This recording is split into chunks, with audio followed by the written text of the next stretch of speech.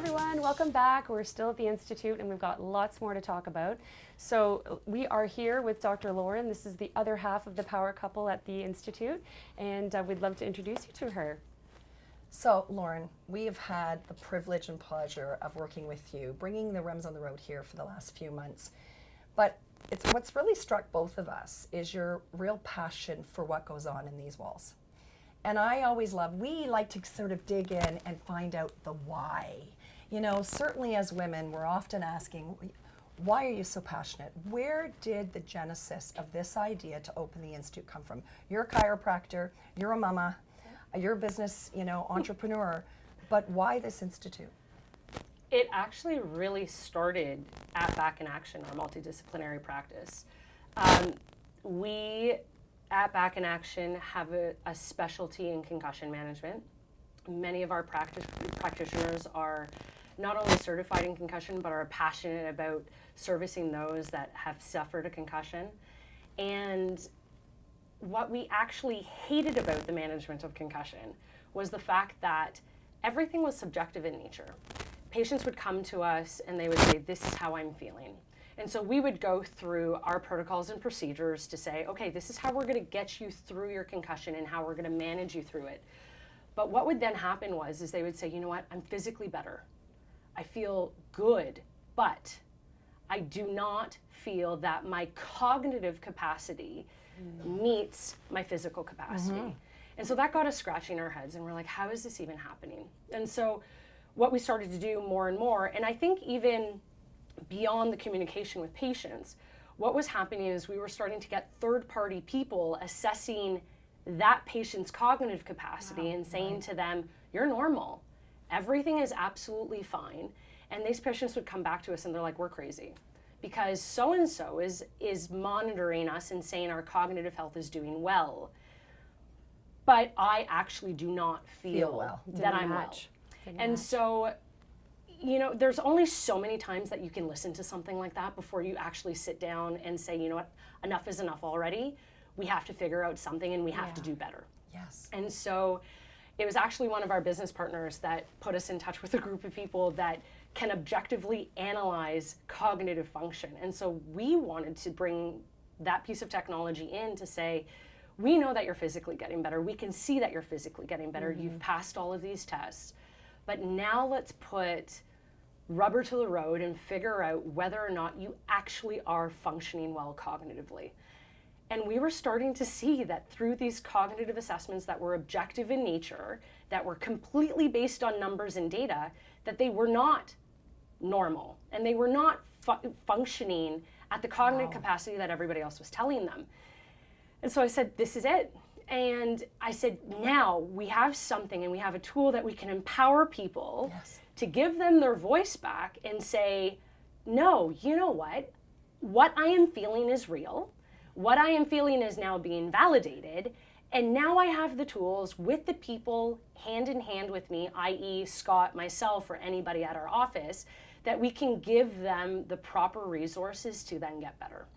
So the story goes that we bought one piece of technology in, and that one piece turned into two, and that two piece turned into three. Right. And I sat there, and like I said, not only did we hear it from the concussion side of things and those patients that we dealt with their concussions, but then, being into practice for over a decade, you hear it from everybody. I wish I knew more about my physical health so I wouldn't be suffering from X, Y, and Z. I wish my family member was more privy to more information so that they didn't suffer that heart attack or they didn't suffer the stroke. And if we had that proper information right from the get-go, maybe we could have done something about it. That underlying current of the word prevention. Yeah, and that's exactly what it was. And I sat actually in my room, in this very room, and I was part of a mastermind, and one of the individuals was like, well, I love doing art, and no one would curate my art, so I created my own art gallery. I was like, well, that's really funny. I have a whole bunch of technology that mirrors what you would get in a high-performance lab with a professional athlete or an Olympic level facility. So why don't I create something for everybody? I love that. And that's exactly what we did. And it's all based off of proactive, preventative solutions so that we can give people the driver's seat to their health. Yes. And you both talk about it. It's about being the CEO of your own health. So Absolutely. that is exactly how the Institute was started. That is why the Institute was started. And we're really hoping that we can leverage what we're doing so that we can continue to empower people for better health outcomes and empower them to feel, like I said again, they have that driver's seat to making sure that they can get and achieve the goals and the dreams that they have with respect to and the key here is that it's everybody. It's not just someone who's had a concussion or somebody who we're worried about falls and fractures. It's everybody. Everybody should be concerned with this. Everybody should be thinking about this going forward. Just when we talk about bone health, we're changing the conversation. So, when we come here, it's not just for athletes. It literally is for everyone. And what an amazing vision you all had, because really, Yes. build it and they will come, right? And so getting the word out there, you only know what you know. So if we can start to educate more people that they should be seeking out types of places like this. I mean, specifically yours would be amazing, but I would love that. Yeah, we'll get right on that.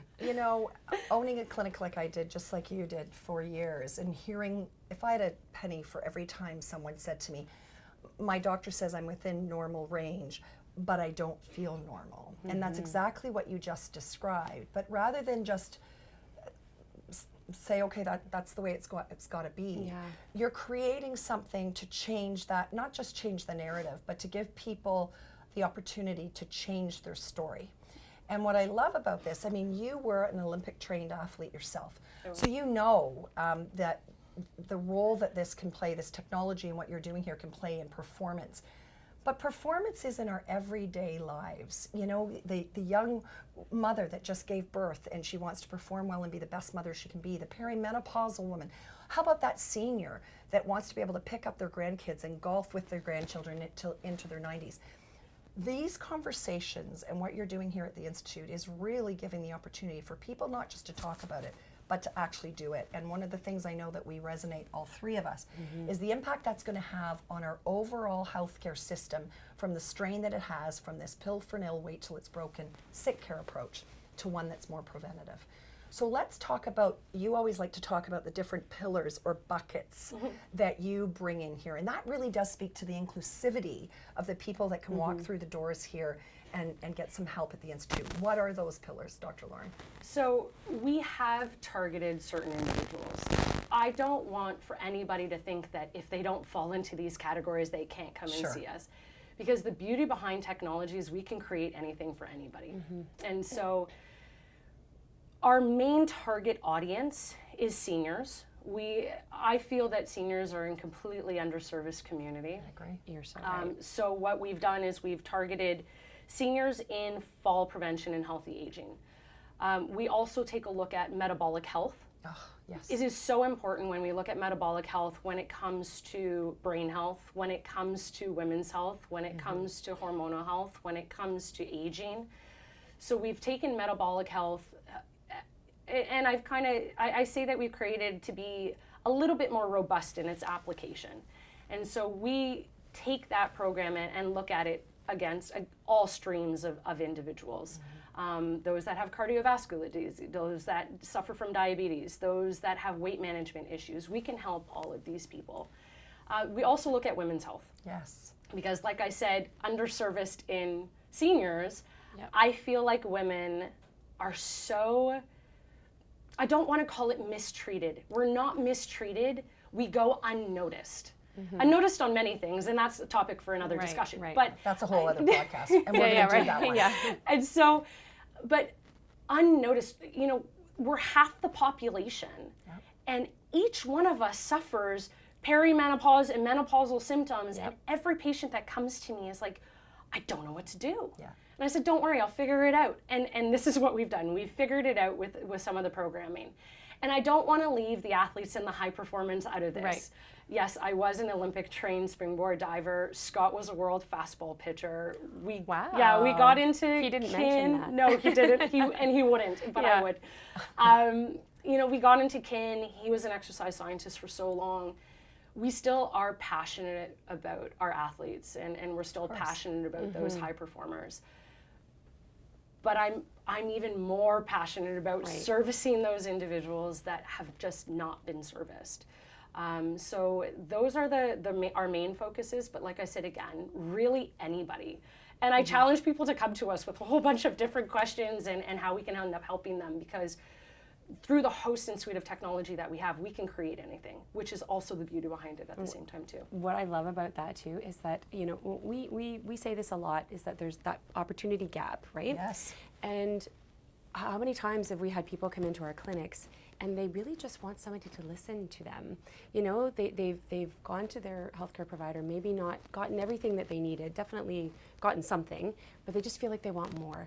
And what I kind of am reading between the lines with what you're saying is that you're providing people, you're listening to them, and you're actually providing something that they can work on, which actually helps so many other ways, not just your physical power and your body, but mentally, to feel like you are moving towards something and you're actually making a difference to yourself. I think that's unbelievable. Listening is really the core of a lot of things that we're doing. Well, Setting the up. validation Yeah. of the way someone's feeling. I mean, we Yeah. do feel isolated and alone.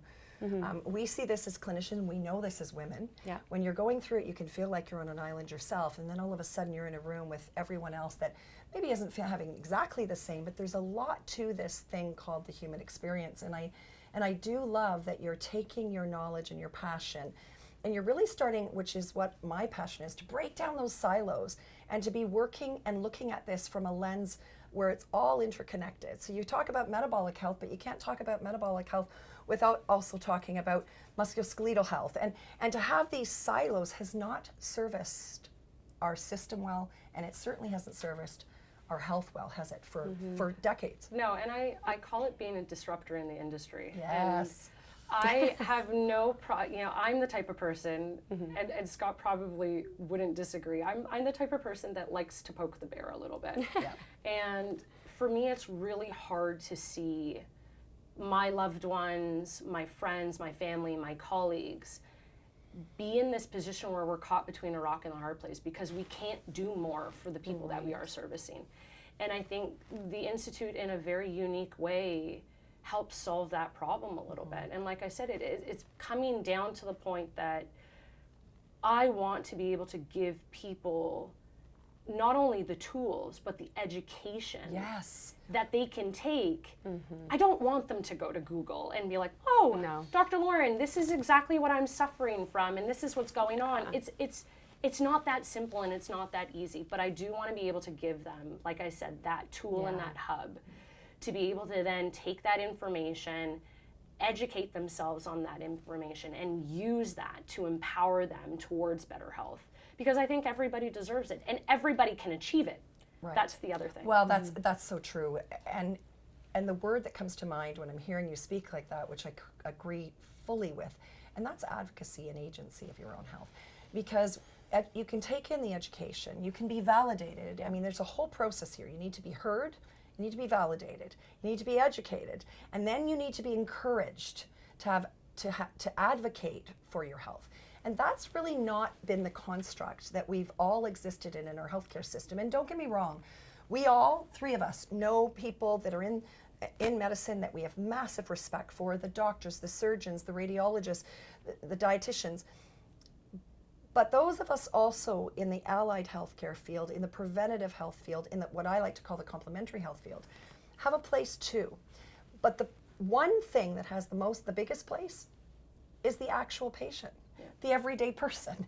And if we don't collectively, through podcasts like this, through collaborations like we have here, and through conversations like we're having now, for these people to feel empowered, to have agency in their health, and be stocked with what they need in order to go and have conversations as part of their healthcare team, we will not create change in our healthcare system. And that's what we're on the mission to do. And that's, I think, why we resonated so much with the Institute when we first met, and are now collaborating, bringing REMS on the road here in collaboration with you. Yeah. So we've got more to talk about. We got to talk about what is this collaboration. We got to talk about what are our hopes and dreams moving forward. What do we have in our back pockets that we're working on and hoping to materialize? So we got a lot more to talk about. You'll stick around for another segment? Absolutely. So everybody at home, don't go away, because we've got more here with Dr. Lauren and Megan and I, of course, here with PHAMCAST. So stay tuned. We'll be right back.